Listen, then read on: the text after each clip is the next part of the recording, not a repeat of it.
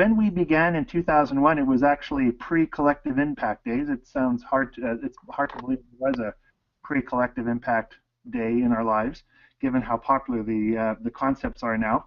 But we, in 2001, pulled together a number of people who we found were relentlessly dissatisfied with our inability to move the needle on poverty, working in organizations and trying to scale up programs. And we'd had a lot of those connections through our previous life working in the field of community economic development. And we had run this experiment in Waterloo, Ontario, called Opportunities 2000, where we tried to see if we could reduce poverty to the lowest levels of Canada in that region. And it wasn't all that dramatic because we were the second lowest at that point in that decade, but it was still an ambitious effort, which in retrospect we would call a prototypical collective impact effort. So when Vibrant Communities came together in 2001, 2002, it was really the first major plank of the Tamarack Institute, whose job it was to help people, come up with new ways to solve complex issues. And it was really a hypothesis, a big idea, a big question.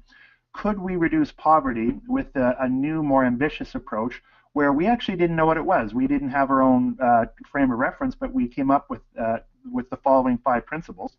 Could we shift from focusing on symptoms, individual symptoms, to comprehensive action on root causes? Could we move from working in organizational sectoral silos to multi-sectoral collaboration? Could we move from this idea that all one has to do is plan the work and work the plan and spun some kind of silver bullet, and shift into a learning and experimentation mode? And that was number 3. Focusing on what was wrong with our communities to focusing on the assets we had to weave together to do something about poverty. And finally, the biggest one, could we move from a focus on alleviation of poverty to one of actual reduction to moving the needle? And so this is important, Kirsty, because when we got together, the it we were trying to evaluate was not yet clear. We had 5 principles, but we didn't know what they looked like in practice. We had a couple of case studies like Waterloo, but evaluation was designed primarily to help inform the development of what we would eventually call the VC model.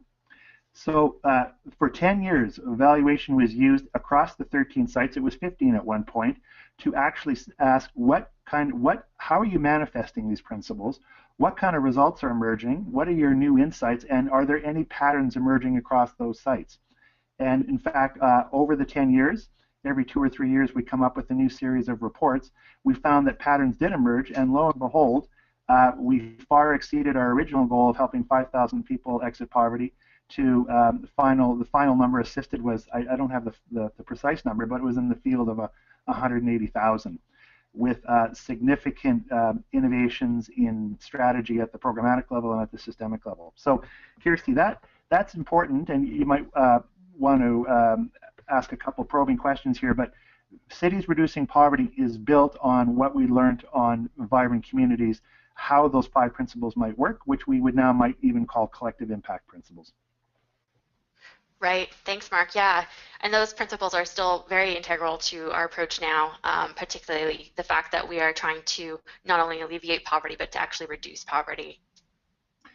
Exactly. I think what the idea was, the experiment was relatively successful, and even though while we were wrestling with how well we thought that experiment played out in terms of the evidence, way ahead of us there was people already calling themselves Vibrant Communities and creating demand for a much expanded network beyond the 13. So Cities Reducing Poverty really was in response to a lot of local demand for other people to participate in this approach to poverty reduction, which is John Kanya, I'll steal one of his phrases from FSG, the Vibrant Communities model or approach wasn't really counterintuitive, but it was countercultural, in that people didn't operate that way, but simply framing it the way we did was really inviting and accessible to a lot of organizations and people working that way anyways across the country. So that, just to summarize that, Kirsty, phase 1 evaluation was used to inform the development of a rough VC model where we understood the general principles, we actually understood some common patterns of practice,